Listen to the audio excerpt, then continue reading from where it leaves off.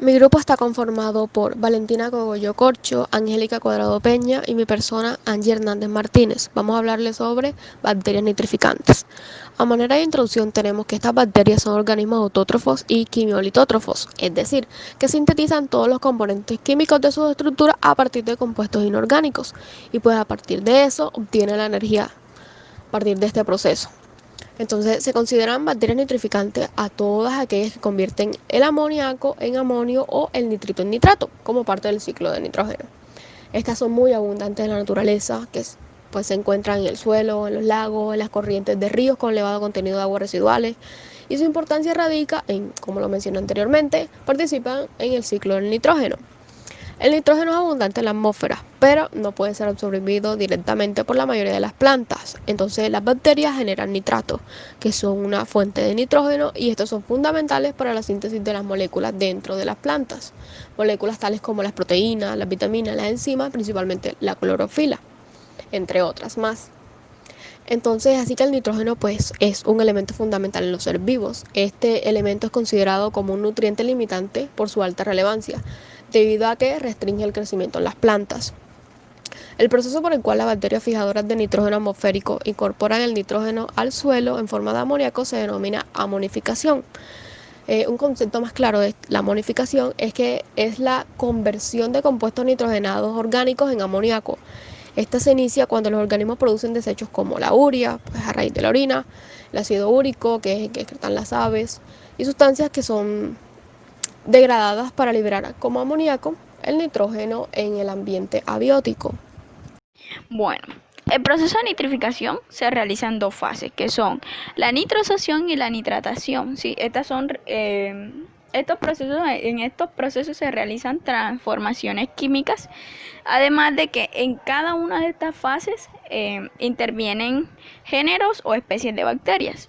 Entonces la nitrosación es un proceso por el cual se da la oxidación de amonio NH4 a nitrito NO2, ¿sí? Y los géneros de bacterias intervinientes en este proceso de nitrosación son los nitrosomas o grupo nitroso, nitrosomas nitrosóspira y nitroscoccus nitrosolobus. Y la otra fase es la nitratación, que es la oxidación de nitrito NO2 a nitrato NO3, y el género pues de bacterias que se encuentra que intervienen en este proceso son el grupo nitro o nitrobacter. Teniendo en cuenta esto, pues también las bacterias nitrificantes se reproducen por fisión binaria y se duplican en un rango de tiempo de 15 a 20 horas. Es un tiempo muy elevado, no producen esporas, son sensibles a los factores abióticos como el pH, el oxígeno disuelto, la sal, la temperatura y pues algunos productos químicos. Estas bacterias tienen unos requerimientos para su correcto desarrollo o para que pues se puedan desarrollar de la mejor manera. Teniendo en cuenta de que son organismos aerobios, ¿sí? Exigen unos suelos que sean aireados y bien drenados. Cuando hablamos de suelos bien drenados, son aquellos que sufren un proceso de limpieza constante producto de la escorrentia del agua. En cuanto a la temperatura, que es otro factor, en la temperatura se desarrollan mejor en un rango de temperatura de 15 a 35 grados centígrados. Y en relación al pH, varios autores pues mencionan diferentes rangos como pueden crecer, ¿sí?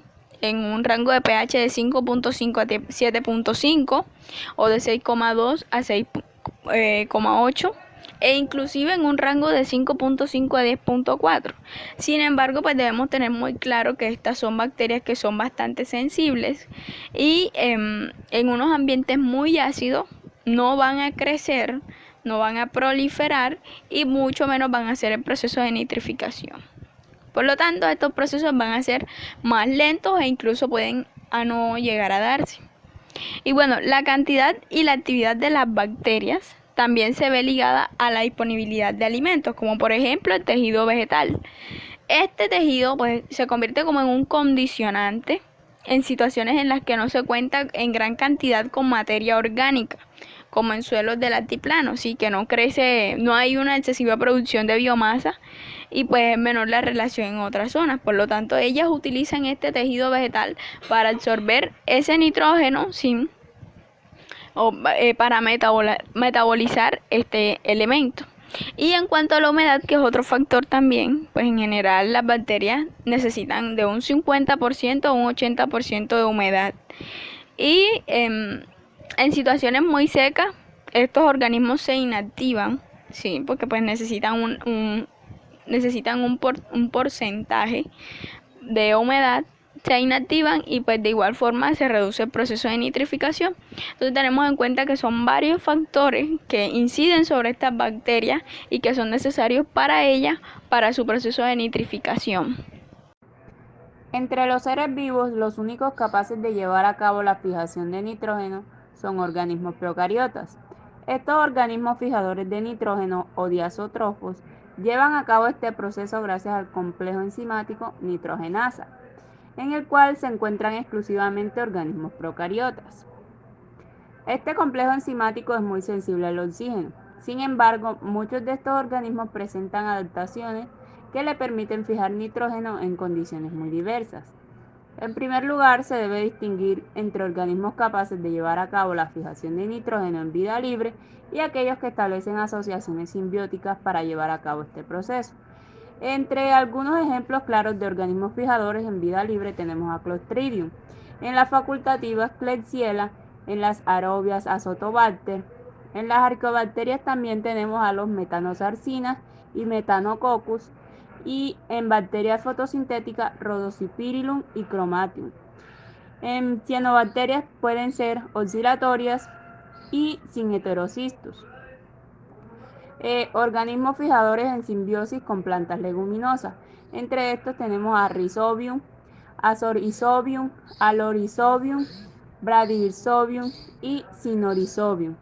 También existen algunas simbiosis entre algunos géneros de plantas no leguminosas y otros organismos procariotas como el Acetonomyceno y las cianobacterias Nostoc y Anabaena. Gracias.